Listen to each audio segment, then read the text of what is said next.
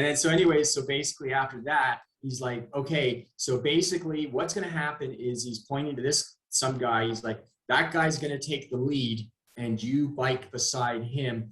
And we're going to bike around like the city kind of deal. Arie Huggerbrug, also known as Safari Arie, started in St. John's, Newfoundland on November 12, 2019. His mission? To bike the road less traveled. Today is just one pedal closer to the tip of Argentina. Hey guys, Brandon McCaskill here. Welcome to the Safari Arie Road Show, where we interview Arie Huggerbrug, who is out on the road traveling 24 different countries. And Arie, how's it going, sir?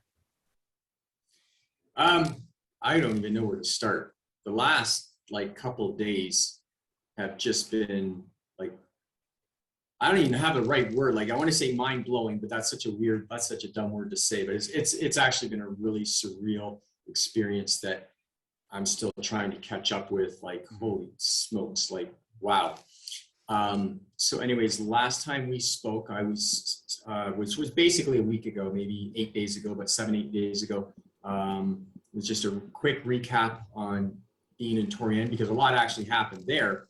I was interviewed in a newspaper. I have this potential sponsor who is going to be able to track me via GPS eventually on my website or something. So we're still trying to get that worked out or whatever. But I actually had a ton of stuff happen in Torreon already. And so anyways, basically I left Torreon, and it was about 300 kilometers to Durango.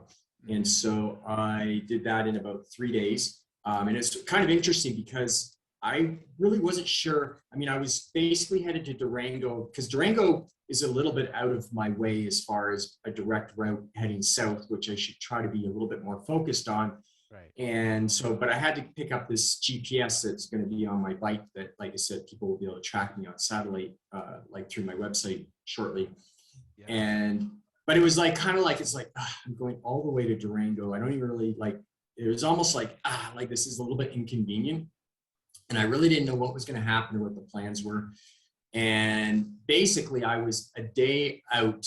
And so I thought, because I didn't know where I was going to stay, I'm thinking, okay, I'll probably get a hotel or something like that and pick up this GPS and then kind of get out of town kind of deal. Yeah. Anyways, as kind of like a last minute Hail Mary, whatever you want to call it, there's this Mexican bike group that I'm, I guess, technically a member of. And it's basically, it's on WhatsApp. It's the phone service that basically everyone uses down here, because in Mexico, for example, the phone plan I'm on with the company I'm on, it's all free. It's interesting. I only basically all the social media for the most part in Mexico, as far as your phone plan, is free kind of deal. And so anyways, WhatsApp is part of that free data on your phone. So basically everyone's on WhatsApp. And so there's this bike group that is basically just on WhatsApp. And so you just put a message out looking for help or assistance or question about whatever, yada, yada, yada. And anyone who knows will then message you privately kind of deal. Yeah. So I'm like 1 day notice. It's you know what the heck? So I put on this message. I don't speak any Spanish, but I'm going to be in Durango tomorrow. Is there anyone out there that can host me? And right away I get a message from some girl or some woman, I'm not really sure because it's just phone numbers more or less. And she's like, let me see if I can ask my friend kind of deal. And then basically that morning, it's I get a confirmation that the day I'm going to arrive to Durango, it's yeah, she'll host you kind of deal. Here's her number. So I message her and I say, okay, I should be there. I should be in Durango at your home at about 7 p.m. Just send me your address kind of deal. And really, that's it kind of deal. Anyways, so I am biking. So I'm already aware that I'm going to get into Durango a little bit early, which is what I want, because it gives me a chance to just kind of chill, take a few photos, get some orientation around the city. Usually the first thing in Mexico that I want to do is go to what they call the town center or the plaza, because that's usually where the main cathedral is, which is kind of the main focus of the city. It's where there's some really cool photos because most of these cathedrals are like a few hundred years old kind of deal.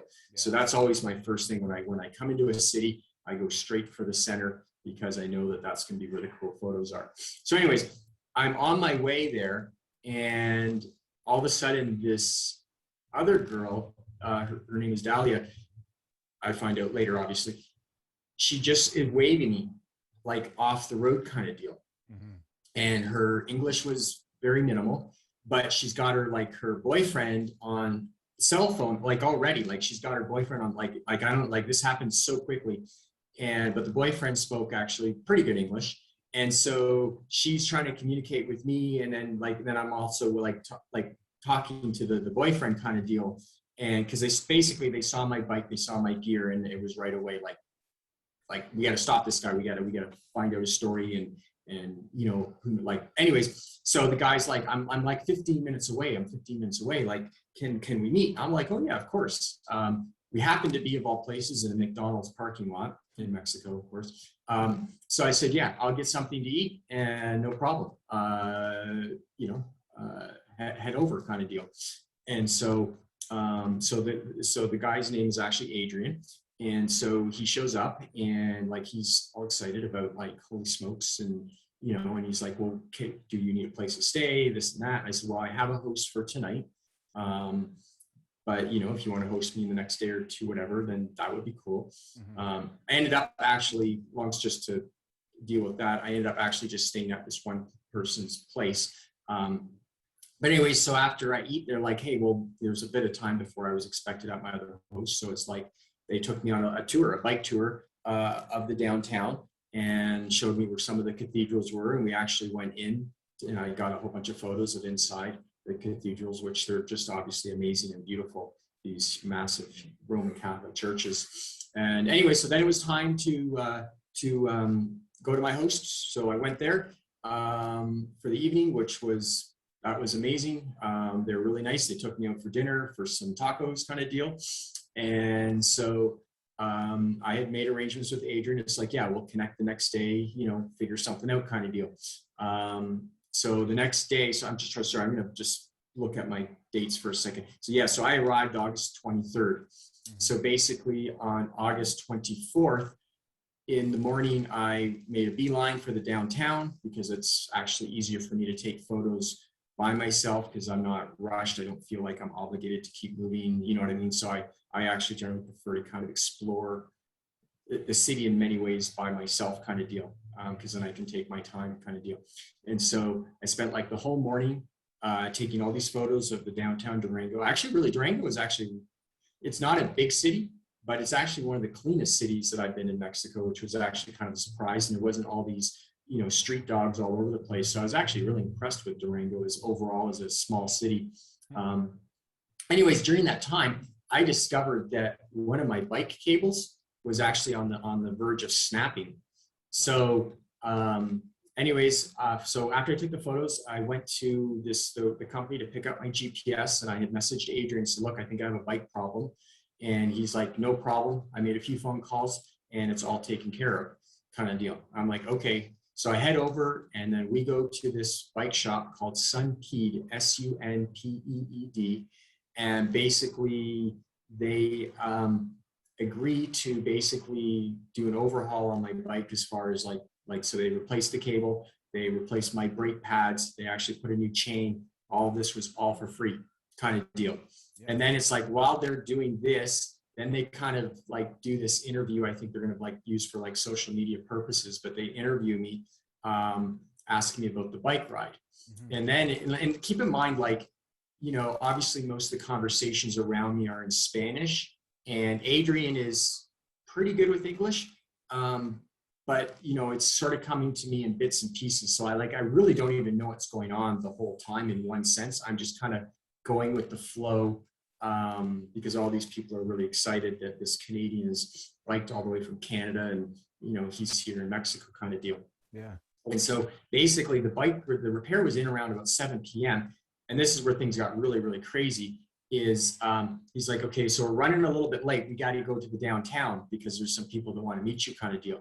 And so we bike to the downtown, because now my bike is fixed. And there's like 30 cyclists in the downtown plaza. and they're all there to meet me, which was just crazy because it's like I just sort of arrive and I'm just completely surrounded by all these people with bikes kind of deal.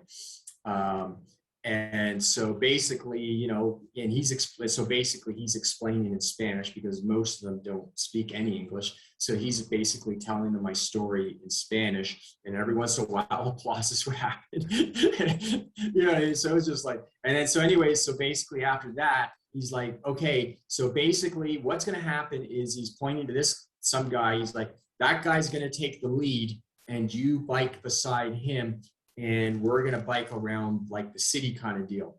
And so but you've got like 30 cyclists. And so basically we become a parade of 30 cyclists biking through the downtown kind of deal.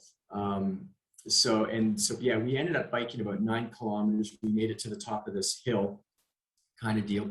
And then basically everyone took time to take a photo with me kind of deal, because they had a photographer that was taking photos. And so basically every one of them took time to take a photo with me. Yeah, it was just like, so then afterwards, then we went for tacos for something to eat. And then I made my way back to my host. So then basically what happened is the next morning, I left Durango, but basically it was all prearranged. Adrian showed up, and he basically showed up with 5 other guys, and basically they all biked with me 90 kilometers. They bike, I couldn't believe, like most people go on a bike ride, say 10, 20 kilometers kind of deal. And I'm also, that's the thing is I generally try to avoid biking with other people because I just go too slow. I have all my gear, like I just bike too slow. And it's like most people, because they don't have that kind of gear, they can fly. And it's also just, it can be very exhausting trying to keep up with them to keep, you know, because they're with me, you know what I mean? But anyways, there's like 5 guys that also showed up, and ultimately, basically they ended up biking with me. One guy actually, when we got to the outskirts of Durango, he actually turned around. But so basically, ultimately, so total like 5 guys basically biked like 90 kilometers all the way to the current town I'm in, which is Vincent Guerrero. Luckily, because like I've mentioned in past videos, I'm so horrible with my Spanish and pronouncing cities and towns, but luckily Durango is pretty easy to pronounce, and Vincent Guerrero is pretty easy. But so anyways, I'm in Vincent Guerrero, and like I said, these guys biked 90 kilometers with me to get here. And then basically we arrived at another bike shop who is sort of connected. This bike shop also sells some Sunpede bikes kind of deal, and that, because basically what they did is at Sunpede they made a phone call and arrangements, and they said we've got a host for you in this town kind of deal, like basically 90 kilometers, so 1 day biking. So they made all the arrangements, and anyways, so when I got here, basically this bike shop, it was one brother owns the bike shop and another brother owns this pizza parlor that are actually connected. There's actually a doorway that's open connecting the 2 places. So basically we get here, we get pizza dinner with a beer, and then it's time to say our goodbyes kind of deal. And because Adrian's girlfriend Dahlia actually came in a pickup truck, so because now it's like 10, 11 o'clock at night, so they could all throw their bikes in the back of the truck and then head back to Durango. So they also had a very, very long day because, yeah, they had to drive all the way back to Durango. Anyways, they set me up in the bike shop in the bike club here. They set me up in a hotel for the night. Now, while we were having pizza, this younger guy came up to me that actually speaks really good English, and his name is Ben, and he's like, so what's your plans in town? How long do you want to stay? You know, he's asking these questions, and I'm like I don't even have a clue. Like the last couple of days have just been like bang, bang, bang. Like I'm an introvert, so I mean, the experience has been awesome, but like I'm also like completely mentally just exhausted from just meeting so many people and just one thing after another kind of deal. I haven't even had a chance to really breathe kind of deal. Yeah. And he's like, well, anyways, he's like, I have a studio apartment kind of deal. You are welcome to stay as long as you want, and I can take you to these different places or whatever, show you around kind of deal. And so he's currently at work for a few hours or whatever. But yeah, no, I think this is the 8th host I've had in Mexico. Yeah. Already. And I'm still in northern Mexico kind of deal. Like, yeah, I believe this is the host number 8. And Canada had 55, the US I had 10, Yeah. and now I'm already 8 in Mexico. And so, yeah, no, I've actually been having a great time. We actually did show me a little bit around. He brought me to his uncle's hacienda, I guess. It's kind of like this fancy home that was built like 500 years ago. And it actually had ruins of a church. It had a church, like a steeple kind of deal, that they believe is like 700 years old, on the guy's property kind of deal. And so he's been showing me around. So yeah, no, it's just been unbelievably amazing, awesome. I cannot believe my quote unquote Mexican experience. It just is just mind blowing. Oh, that's awesome. Yeah, and I'm told that there's other groups of bike groups that they're going to want to bike with. Like, yeah, when I leave here, apparently I'm biking with more people at some point. At least that's what I've been told. So yeah. It seems the word of your ride is spreading. And I have shared on my timeline, but they actually made a couple YouTube. The bike group in Durango actually made a couple videos about my arrival and just us biking through the town and all this and that. It's just all I can do. The thing is, I can't post like 10 times a day on Facebook. It's just too much to be posting. And it's all I can do just to kind of slow the posting down the last few days kind of deal. But hopefully by today and tomorrow, I'll sort of be somewhat caught up with just the current stuff. But yeah, no, a couple of YouTube videos were also made about my arrival. You'll post those on your Facebook? Yeah, because they're through other groups. Okay, yeah, so just make sure you go down into the description where all his social media links are. You can find his Facebook link there and just make sure you follow him. Yeah. And you can check these videos out. Yeah. Cool. Awesome. Well, thank you, Ari. Yeah. It's been cool. Awesome to hear. Well, thank you guys so much for watching. This has been the Safari Arie Road Show. We can't wait to come at you with a new one, hopefully next week or maybe even sooner. So talk to you later, and thanks for watching. Don't forget to subscribe. Bye for now. Thanks. Bye.